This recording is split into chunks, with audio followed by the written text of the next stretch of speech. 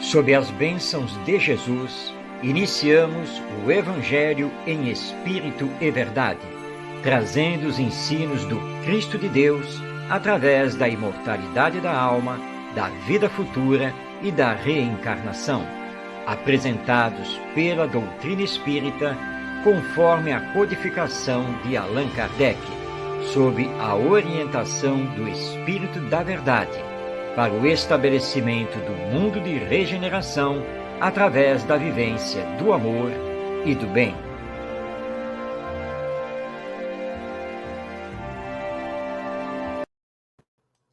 Olá, seja bem-vindo, seja bem-vinda. É com alegria que iniciamos o Evangelho em Espírito e Verdade, toda quinta-feira, às 5 da tarde, pela web rádio Cristo Consolador. E rogamos as bênçãos do nosso Mestre Jesus sobre todos nós. Estamos aqui ao vivo, transmitindo a partir da cidade do Rio de Janeiro, e, portanto, você pode participar enviando a sua mensagem, seja pelo Facebook, seja pelo YouTube. Teremos o maior prazer em colocar a sua mensagem aqui na tela, responder a sua pergunta dentro da temática do nosso programa. Vamos iniciar dando continuidade ao estudo de O Evangelho segundo o Espiritismo. Nós estamos desdobrando o capítulo 11.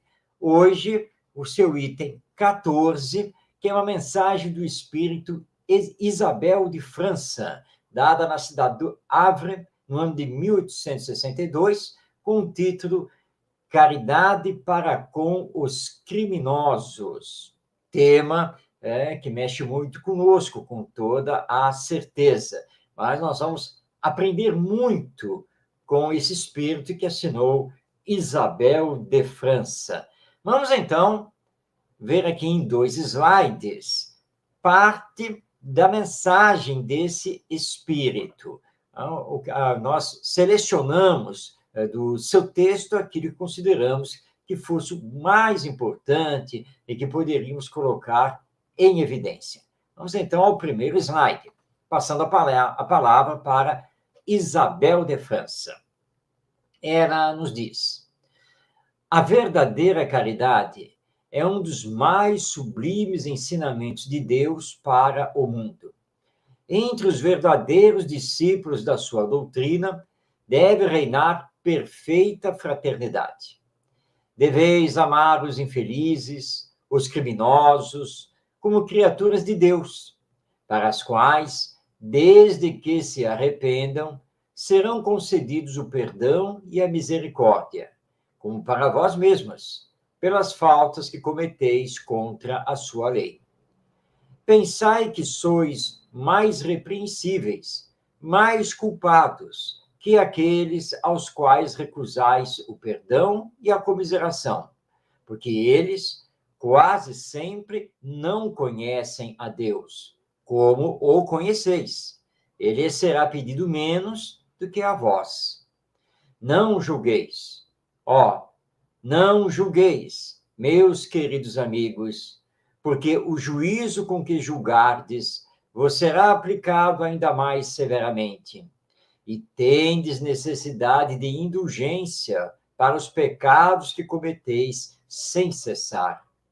Não sabeis que há muitas ações que são crimes aos olhos de Deus de pureza, mas que o mundo não considera sequer como faltas leves?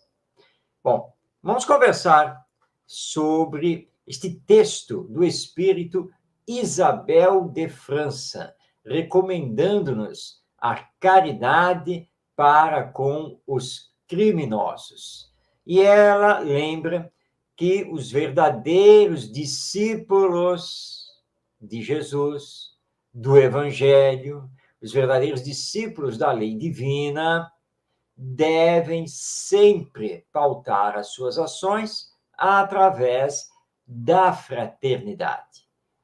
E a fraternidade nos solicita amar os infelizes, os criminosos, porque queiramos ou não, todos somos filhos de Deus.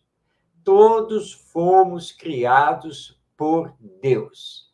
E, portanto, temos os mesmos direitos. E ela lembra que Deus, na sua misericórdia, na sua justiça, na sua bondade, perdoa todo aquele que se arrepende do que fez. Portanto, nós precisamos ter também esse olhar sobre aqueles que estão no mal. E ela vai aqui lembrar também que nós não somos isentos da necessidade de recebermos o perdão divino, porque também cometemos os nossos erros, ainda temos imperfeições morais. Sim, não cometemos mais crimes hediondos, não matamos mais ninguém, mas ainda temos deslizes morais. E, portanto, assim como o criminoso, aquele que está no mal, necessita do perdão divino, nós também. Cada um dentro, obviamente, da sua proporção, cada um através das suas intenções. E ela vai nos lembrar aqui que, normalmente, aqueles que estão no mal não conhecem a Deus. Muitas vezes erram por ignorância. E nós não temos esse pretexto perante a lei divina, porque nós conhecemos. E ela, então, na sua fala, vai nos lembrar o ensino de Jesus. Não julgueis.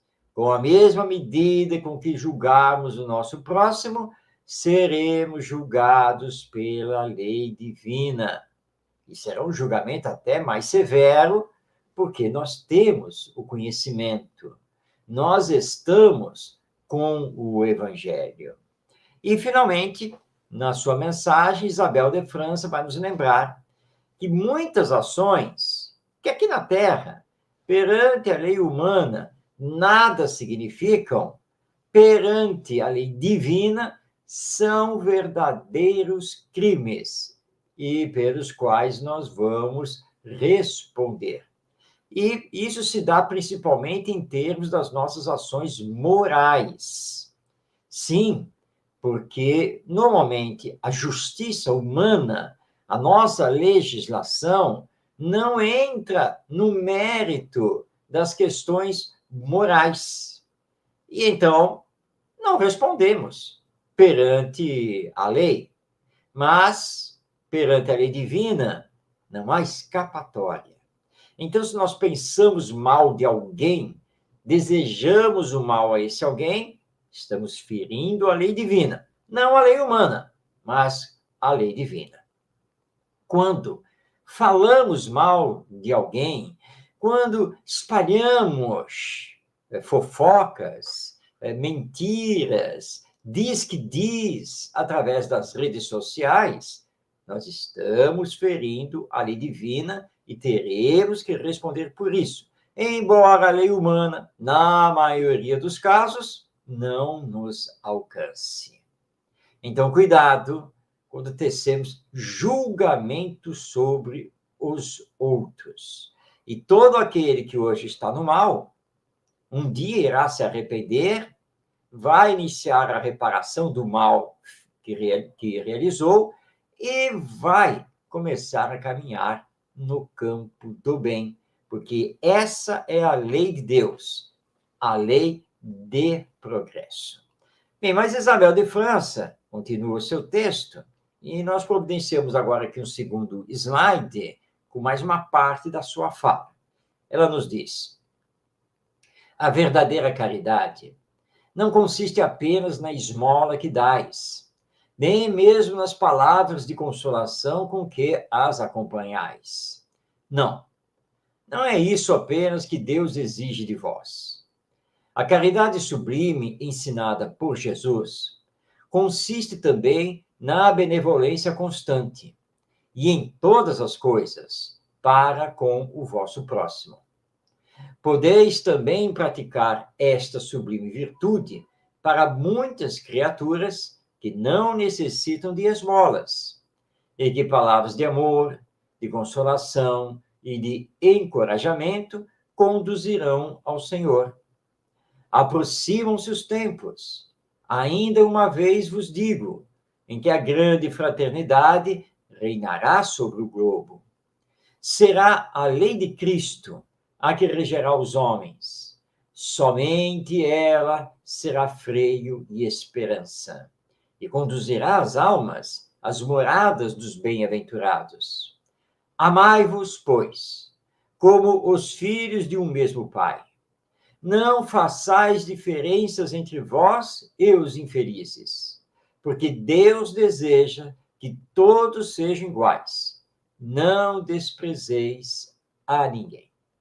Palavras tocantes, profundas do espírito Isabel de França, no capítulo 11 do Evangelho segundo o Espiritismo.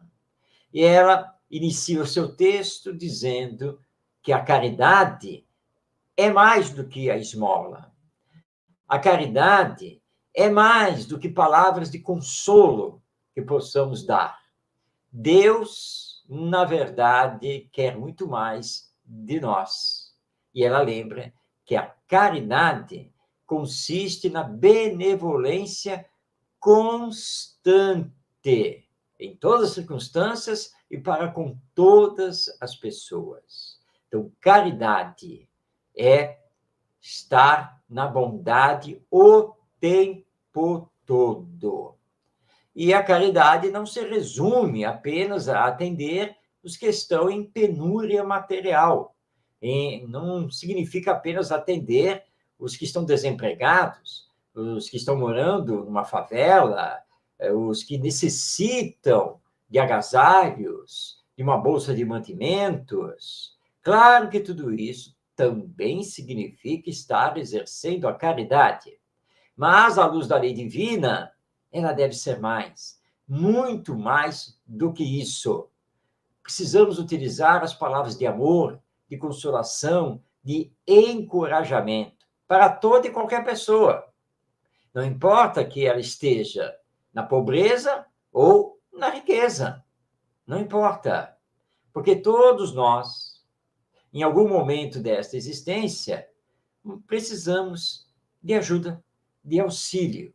E aí a caridade tem que estar presente sem fazer escolhas. Muitas pessoas que estão bem de vida, não significa exatamente que sejam ricos, mas estão bem de vida, têm um bom emprego, com um bom salário, muitas vezes carregam problemas íntimos ou familiares, de saúde, enfim, quando eles necessitam, então, da nossa caridade. Não da bolsa de mantimentos, mas necessitam da nossa palavra que esclarece e que consola à luz do Evangelho e da doutrina espírita. E ela, então, nos informa que o tempo de transição, o tempo do bem predominar, para que adentremos ao mundo de regeneração, sim, ele está se aproximando e vai se aproximar cada vez mais na medida em que regemos a nossa vida e a nossa vida de relação através do Evangelho. E ela encerra a sua mensagem nos conclamando a amarmos, porque somos filhos de Deus. Deus não faz distinção entre os seus filhos. E nós, como irmãos e irmãs, também não devemos fazer distinções entre nós. Os direitos são iguais e, portanto, não temos que desprezar a ninguém, e aqueles que estão no mal, a eles devemos endereçar as nossas orações.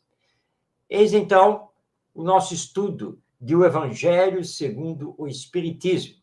Mas semana que vem, próximo programa, nós vamos continuar a estudá-lo e desdobrar aqui ainda o capítulo 11, para depois, que é o capítulo Amar ao Próximo como a Si Mesmo, para depois começarmos o capítulo 12, que trata do amar aos nossos inimigos. Mas isso é conversa para semana que vem, porque agora nós vamos passar a palavra a Kaiba Schutel, no seu livro O Espírito do Cristianismo. Bem, passar a palavra a ele é apenas um modo de dizer, porque, em verdade, Kaiba Schutel, em cada capítulo, estuda uma determinada passagem do Evangelho, do Novo Testamento, e nos entrega belíssimos e profundos comentários, dos quais nós utilizamos uma parte, sempre aqui no nosso programa. É o que vamos também fazer hoje. E está reservado para nós o capítulo O Sinal de Jonas. Você já ouviu falar de Jonas? É um personagem que aparece lá no Velho Testamento. Mas calma, nós vamos conhecê-lo daqui a pouco, porque Caiba Schutel se baseia no Evangelho segundo Lucas, no seu capítulo 11, versículos 29 a 32, quando esse evangelista narra: como afluíssem as multidões, começou a dizer, ou seja, Jesus começou a dizer: esta é uma geração perversa, pede um sinal, e nenhum sinal se lhe dará, senão o de Jonas. Pois assim como Jonas foi um sinal para os ninivitas, assim também o Filho do Homem o será para esta geração. Bem, então está aí a passagem do Evangelho de Lucas para que nós possamos compreendê-la através do Espiritismo. Bom, e agora sim, vamos passar a palavra a Caiba Schutel, porque nesse capítulo, que ele intitulou O Sinal de Jonas, ele vai fazer todo um comentário em que ele vai nos explicar quem é Jonas e qual é o seu significado. O capítulo é extenso e nós vamos ler apenas uma pequena parte. Por isso, fica já o convite a você que está aí nos acompanhando. Pegue depois o livro O Espírito do Cristianismo, de Caiba Schutel, para ler o capítulo por completo. Mas vamos então ao trecho que selecionamos das palavras explicativas de Caiba Schutel. Ele nos diz: a história de Jonas acha-se contida no Antigo Testamento, no livro deste profeta, constante de 4 pequenos capítulos. Resumamo-la. Depois da morte de Eliseu, os dons proféticos explodiram em Jonas, e foi ele enviado pelo Espírito-chefe de Israel a Nínive, onde o povo vivia em grande dissolução, a fim de fazer que aquela gente se arrependesse e mudasse sua norma de proceder. Nínive, capital do império da Assíria, vivia, de fato, mergulhada, como se observa hoje em nosso país, na impiedade e na idolatria. Jonas tinha conhecimento de tudo e desejava mesmo, segundo se depreende do seu livro, ver Nínive arrasada. O profeta não se conformou, primeiramente, com as ordens que recebera do alto, muito aborrecido da missão de que fora revestido, saiu de sua cidade para Tarshi, comprou passagem e embarcou. Em alto mar, fez-se um grande vento e caiu uma tempestade. Todos atribuíam aquele fenômeno a uma ação superior que tinha por motivo algum dos tripulantes ou passageiros do barco. Lançaram sortes para ver quem era o causador daquele mal, e a sorte indicou Jonas. Este, arrependido de haver contrariado as ordens que recebera, disse que desejava ser lançado ao mar. A ordem foi executada e a tempestade cessou, como por encanto. 3 dias depois, Jonas era atirado às praias de Nínive. Não se sabe como, mas o profeta dizia que viera no ventre de um grande peixe. Quem sabe Algum bote o levou à praia? Jonas rende, então, uma sentida ação de graças pelo seu salvamento.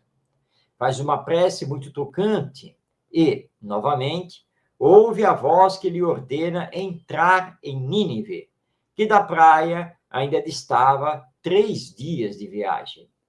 Novamente, Jonas quer recusar obediência à voz que lhe fala, mas a voz é imperiosa. E afinal, o profeta cede, percorrendo as ruas e batendo em todas as portas, clamando: arrependei-vos e fazeis penitência, porque daqui a 40 dias Nínive será arrasada. Cada um deixe os seus maus caminhos. Quem sabe se o Senhor não nos perdoará ainda e não nos salvará da morte? O povo, como era costume daquele tempo, cobriu-se de cinza, cingiu-se de cilícios e retrocedeu do caminho mau em que ia. Até o rei estremeceu, fez penitência e lançou um édito para que o povo deixasse os maus caminhos. De fato, em vista da nova atitude dos ninivitas, nada aconteceu. Jonas, que havia pregoado o arrasamento da cidade, julgando ter sido vítima de um espírito mentiroso, ficou muito triste, saiu da cidade e ficou sob uma palhoça que levantou e clamava pedindo a morte. Nesse ínterim, nasceu uma aboboreira, da noite para o dia, com ramaria já extensa e cheia de folhas. Mas um bicho ataca e ela morre imediatamente. A situação melancólica de Jonas se agrava, porque aquela aboboreira era sua joia, digamos mais, o produto de seus dons mediúnicos de materialização, pois uma aboboreira em uma só noite não nasce e lança folhas a ponto de ultrapassar a altura de um homem. Jonas irrita-se, blasfema, e a voz lhe responde: farás bem em te apaixonares por causa da aboboreira que não trataste e na qual não trabalhaste, nem a fizeste crescer, e que nasceu numa noite, e numa noite pereceu? E eu não havia de ter compaixão de Nínive, na qual se acham mais de 120 mil homens, que não sabem discernir entre a sua mão esquerda e a mão direita, e ainda onde há muitos animais? Feita esta exposição, digam os leitores, qual é o sinal de Jonas? Haverá alguém que afirme lembrar ou representar ele algum dogma ou sacramento do romanismo ou do protestantismo? Não está peremptoriamente esclarecido ser a pregação da fé para a mudança de vida, para a regeneração, o abandono da idolatria e dos pagodes que embriagam os sentidos e afastam os homens dos seus deveres religiosos? Não representará também o sinal de Jonas, o mesmo sinal que Jesus deu de vida eterna, de ressurreição, aparecendo depois de sua morte corporal e prosseguindo em sua missão de ensinar, como Jonas, após 3 dias de naufrágio, apareceu aos ninivitas para levar-lhes a salvação? Estude-se bem esse capítulo e procure-se tirar uma conclusão do que Jesus afirmou: a esta geração adúltera não se dará outro sinal, senão o do profeta Jonas. Muito bem, trouxemos aqui para o nosso programa a explicação de Caiba Schutel sobre essa passagem do sinal de Jonas, que foi anotada pelo evangelista Lucas.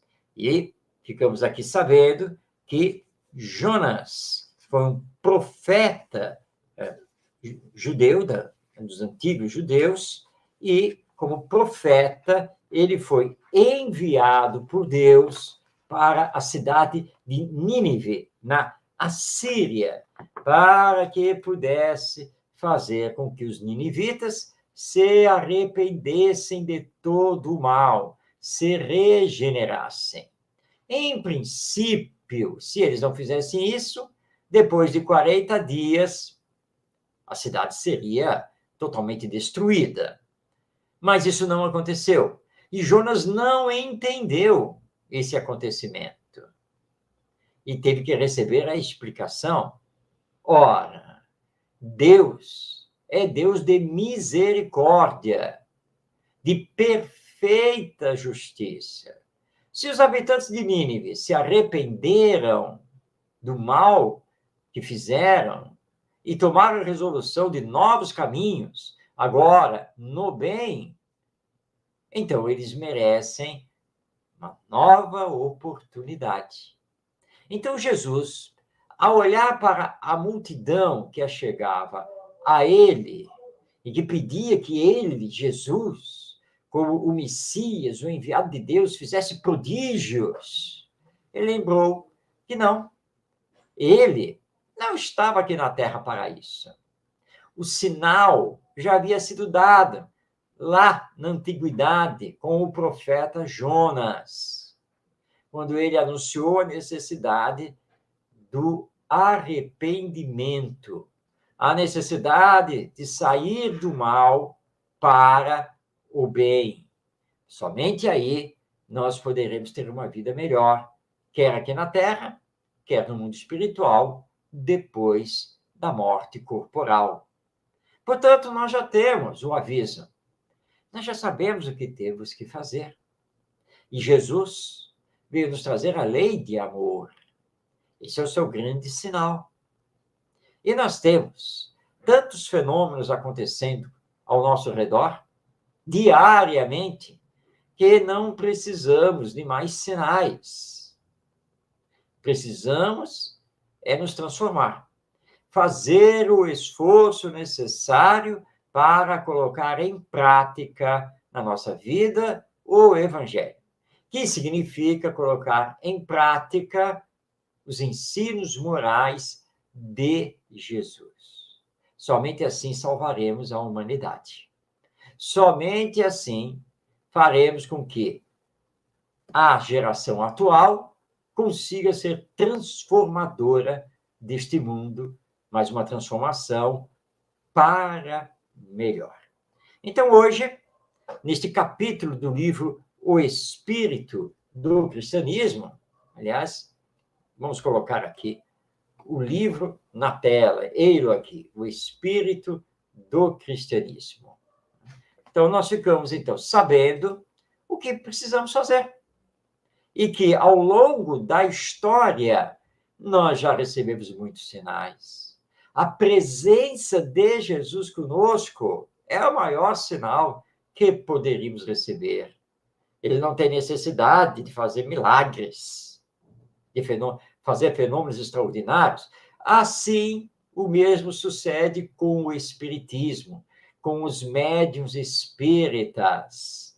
Nem a doutrina, nem a mediunidade existe para coisas maravilhosas, para prodígios, curas espetaculares e assim por diante. Nada disso. O que nós precisamos é realizar o nosso desenvolvimento moral. É isso que nós precisamos fazer, acionando a nossa fé, a nossa crença e seguindo sempre em frente.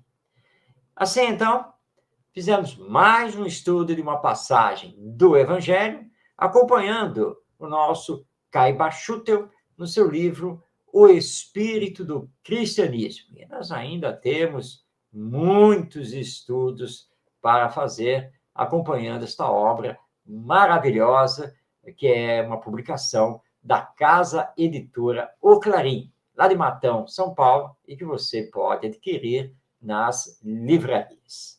Pois bem, vamos iniciar agora a terceira parte do nosso programa, que a primeira parte foi dedicada ao estudo do Evangelho segundo o Espiritismo. A segunda parte, ao livro O Espírito do Cristianismo. Nesta terceira parte, nós estamos estudando as cartas de Paulo de Tarso, cartas essas que compõem também o Novo Testamento.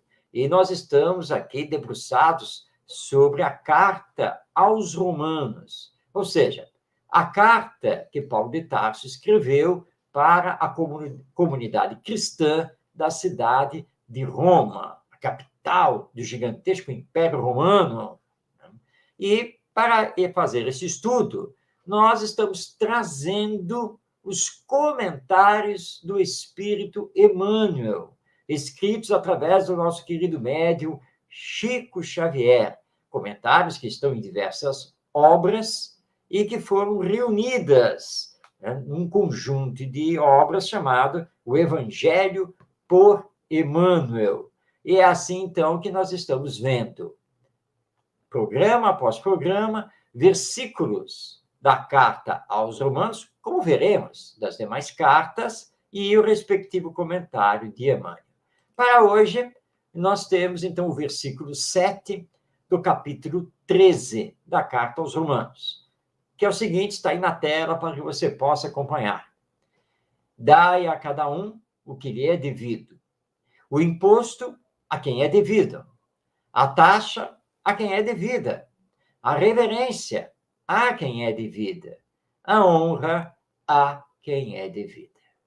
Bem, vamos fazer a interpretação, à luz do Espiritismo, desse versículo da carta de Paulo aos Romanos, passando a palavra a Emmanuel, porque ele faz todo um comentário que está publicado originalmente no livro Vinha de Luz, no capítulo 150 dessa obra.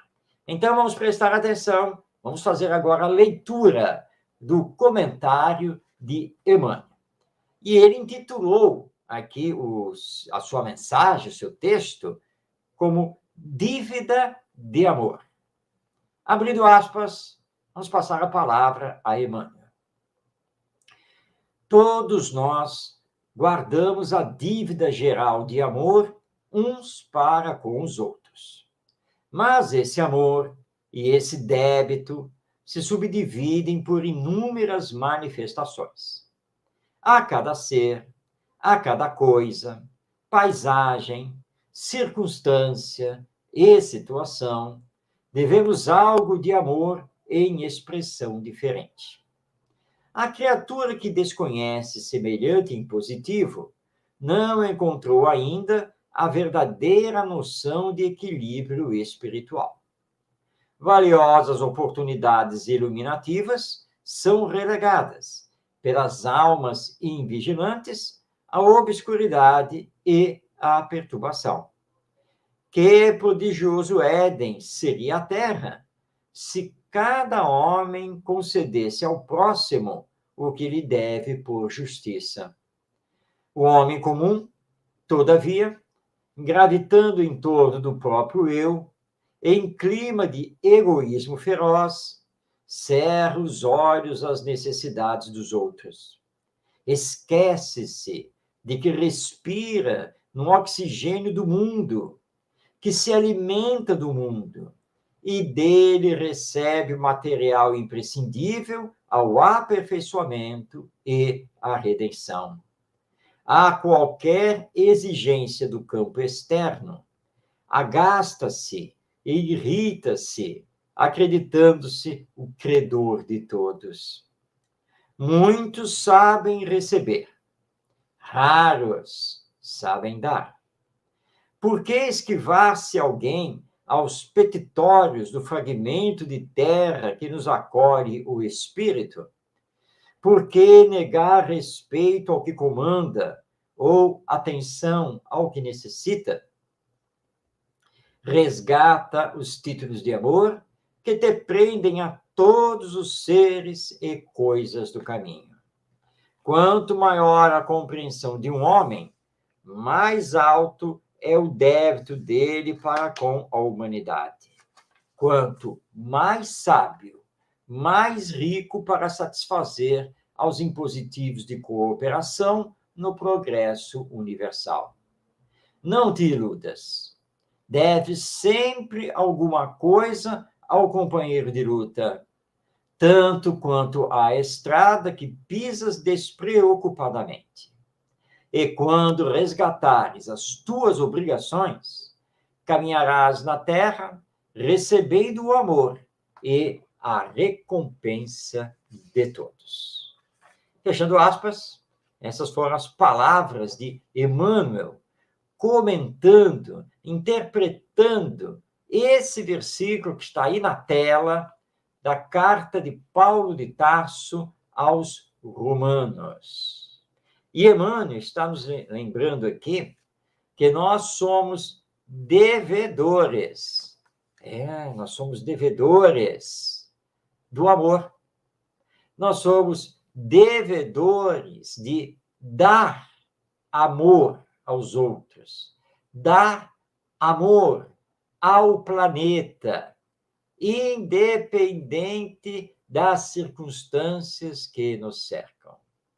Porque estamos aqui na Terra sob as bênçãos de Deus, que nos proporcionou mais uma oportunidade reencarnatória, justamente para aprendermos a nos amar e aprendermos a amar a casa planetária que nos serve e da qual somos totalmente dependentes para viver.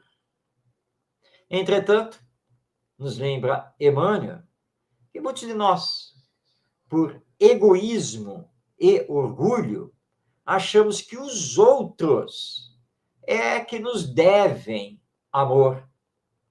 Achamos que o planeta é que nos deve os seus recursos. Ó ignorância, ó orgulho que nos faz perder por estes caminhos terrenos. Não. Nós temos que reverenciar a Deus, aos espíritos superiores que nos legaram o Espiritismo, a Jesus que nos trouxe o Evangelho e a todo aquele que, de uma maneira ou de outra, nos auxilia na existência humana. Nós somos dependentes daqueles que fazem a limpeza urbana. Nós somos dependentes daqueles que desenvolvem os medicamentos que necessitamos para o controle da nossa saúde. Nós somos dependentes do nosso pai, da nossa mãe, para renascer e para crescer. Nós somos dependentes uns dos outros, porque somos seres sociais, de relação.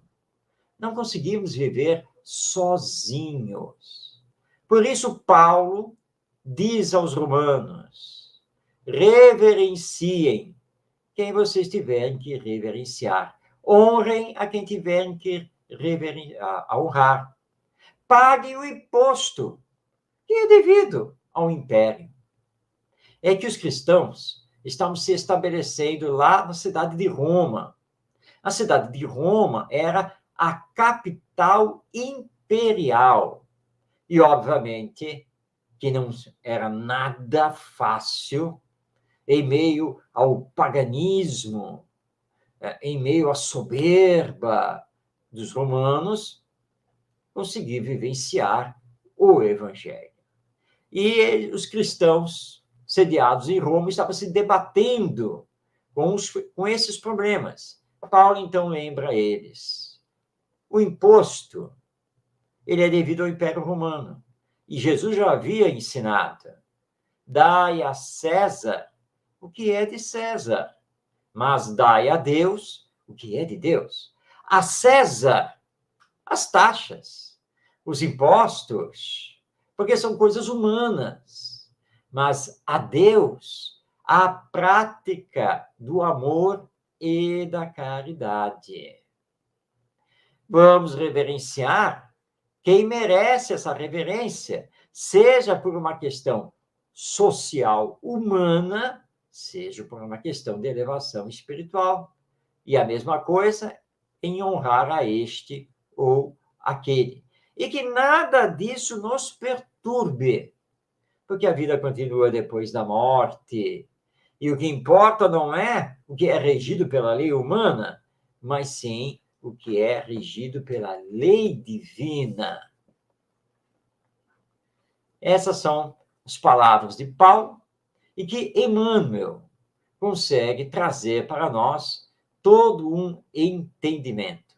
Lembrando sempre que somos devedores do amor, porque recebemos muito amor de Deus.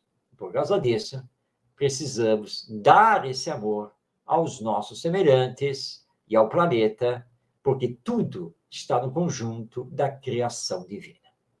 Semana que vem, vamos dar continuidade ao estudo da carta de Paulo de Tarso aos Romanos, já deixando aqui o convite para que você nos acompanhe. Agora está na hora daquele intervalo para a dica literária espírita. Hoje estamos trazendo um livro maravilhoso, né, do nosso Emmanuel. Isso, ele que acabou de conversar conosco aqui estudando Paulo de Tarso. Agora estamos trazendo um livro onde ele estuda o Evangelho segundo o Espiritismo. E é a obra cuja capa está aí na tela. Livro da Esperança, de Emmanuel, através do médium Chico Xavier, e numa edição atual, conjunta, da Comunhão Espírita Cristã, que é lá de Uberaba, Minas Gerais, com a Federação Espírita Brasileira, a FEB Editora. Aliás, a capa ficou muito bonita. Então, nessa obra, Livro da Esperança, Emmanuel estuda os capítulos de O Evangelho segundo o Espiritismo. É uma obra que recomendamos de todo o coração. Bem, chegamos agora à quarta e última parte do nosso programa, que nós dedicamos a José Herculano Pires como uma homenagem a ele. E para aprendermos com o metro que melhor mediu Kardec, com esse filósofo espírita, grande defensor do espiritismo. Então, nós estamos trazendo a voz, a palavra do José Herculano Pires, que foi gravada quando ele fazia o programa No Limiar do Amanhã, entre os anos de 1970 e 1974, pela Rádio Mulher. E ele encerrava o programa sempre fazendo comentário de um trecho do Evangelho, especificamente do Novo Testamento, que era aberto ao acaso, ou seja, o tema não era previamente escolhido. O apresentador do programa abria o Novo Testamento, batia os olhos e onde caísse o seu olhar, ele fazia a leitura para que, na sequência, Herculano Pires fizesse o comentário de improviso. E todos nós vamos perceber que ele comentava com muita profundidade. Vamos, então, passar a palavra a José Herculano Pires. O Evangelho do Cristo em Espírito e Verdade. Abrimos o Evangelho ao acaso e saímos os trechos seguintes. Paulo aos Gálatas, capítulo 1, versículos 15 a 17. Mas quando aprouve a Deus, que me separou desde o ventre de minha mãe e me chamou pela sua graça, revelar seu Filho em mim, para que eu o pregasse entre os gentios. Imediatamente não consultei carne e sangue, nem fui a Jerusalém para os que eram apóstolos antes de mim, mas parti para a Arábia e outra vez voltei a Damasco. Este trecho da carta de Paulo aos Gálatas é bastante importante por nos revelar a maneira decisiva com que o apóstolo mudou a sua direção de vida a sua orientação espiritual desde o momento em que teve a visão do Cristo na estrada de Damasco. Ele revela nesse trecho que sentiu-se naturalmente naquela hora já como predestinado na sua vida para esse encontro decisivo. Ele sabia que mais hoje, mais amanhã, diante da sua perspectiva espiritual, raiaria um novo mundo. Ele não fora destinado, desde o ventre de sua mãe, como ele diz ali, a viver apenas no judaísmo. Ele tinha, pelo contrário, de romper com as estruturas arcaicas do judaísmo para abrir ante o mundo em que vivia as novas dimensões do cristianismo. Nós sabemos que o cristianismo é, na verdade, uma reforma do judaísmo. O evangelho é, por assim dizer, a reforma da Bíblia, da velha Bíblia judaica. Costumamos confundir, em virtude da posição errônea seguida por todas as igrejas cristãs, Evangelho e Bíblia. São dois livros inteiramente distintos. Nós podemos ver isto na própria designação que as próprias igrejas dão a ambos. Um é o Velho Testamento, o Velho Testamento que regia a vida espiritual dos judeus. Outro é o Novo Testamento, o Novo Testamento que deve reger a vida dos cristãos. E nós vemos oposições violentas entre esses dois livros. O Deus do Velho Testamento é o Deus irado, o Deus dos exércitos, o Deus raivoso, o Deus que escolhe um povo como seu privilegiado e que manda este povo matar nada menos de 7 povos, exterminá-los a ferro e fogo para conquistar a terra de Canaã e ali habitar. O Deus do Evangelho, pelo contrário, é aquele que Jesus designou como Pai, Pai de todos os povos, de todas as raças, de todos os seres. Este Pai Supremo não tem privilégios para ninguém. A sua lei não é a lei do dente por dente e olho por olho, mas uma lei muito diferente, a lei do amor. E Jesus ensina que devemos amar até mesmo aos nossos inimigos. Veja-se que contradição fundamental entre o Evangelho e o Velho Testamento. Ora, Paulo compreendeu isto muito bem quando, sendo um doutor da lei do Templo de Jerusalém, apegado aos velhos textos judaicos, seguidor ferrenho de todos os princípios do judaísmo, a ponto de perseguir os cristãos sem piedade, onde quer que eles se encontrassem, Paulo sentiu, entretanto, quando se defrontou com a figura espiritual do Cristo na estrada de Damasco, ele sentiu que não podia continuar naquele caminho do passado. Ele tinha de entrar numa nova era, a era cristã que estava nascendo, e seguir um caminho novo que o conduziria a Deus e não apenas aos privilégios da igreja judaica. É neste sentido que Paulo então afirma a sua decisão cristã de partir para o mundo, dirigir-se a todos os povos, os gentios, que eram considerados pelos judeus ortodoxos como os goim, ou seja, as criaturas que não tinham capacidade de compreender a lei da pureza e que por isto eram impuras. Entretanto, Paulo leva até estas criaturas a lei nova do Evangelho, despertando-as para a compreensão espiritual da vida. E da pregação de Paulo, prosseguindo no desenvolvimento dos ensinos de Jesus no mundo inteiro, nós vemos nascer o cristianismo. Foi ele o apóstolo dos gentios, o apóstolo das gentes, aquele que iniciou a expansão do Evangelho pelo mundo. Foi ele realmente o pioneiro da propagação do cristianismo. E é por isso que ele então nos diz, na sua simplicidade, na sua pureza, através desta carta aos Gálatas, que lhe coube o trabalho de realmente despertar as consciências e os corações dos homens para a compreensão da Boa Nova, ou seja, do Evangelho, nos ensinamentos renovadores que o Cristo trazia para a terra.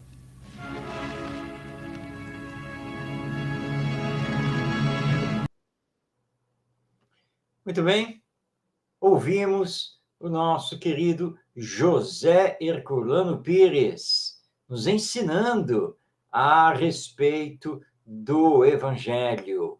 E ele tem razão, quando informa que o Evangelho não se confunde com a Bíblia. A Bíblia é composta do Velho Testamento, ou seja, os livros, os antigos livros de orientação espiritual do povo judeu, e o Novo Testamento, que traz os ensinos morais de Jesus. Uma coisa não se confunde com a outra. E ele faz uma afirmação muito profunda, que, na verdade, o cristianismo veio reformar o judaísmo. Vamos pensar, vamos meditar profundamente sobre isso. E nós vamos voltar a todos esses assuntos semana que vem, porque estamos chegando ao final desta edição de O Evangelho em Espírito e Verdade. Lembrando que, se você não pode nos acompanhar ao vivo, às quintas-feiras, 5 da tarde, você pode, depois, a qualquer dia e horário, acessar o vídeo aqui do programa no YouTube, em 2 canais. O canal da Web Rádio Cristo Consolador e o canal Orientação Espírita. E você poderá navegar pelo nosso programa. Chegamos, então, ao final, rogando as bênçãos do nosso Mestre Jesus a todos nós, em especial a você que tem nos acompanhado. Que possamos ter uma semana de paz, de boas realizações, pensando sempre no bem e no amor. E que estejamos juntos, semana que vem, para mais uma edição de O Evangelho em Espírito e Verdade. Receba o meu abraço fraterno, paz em sua vida e até nosso próximo encontro.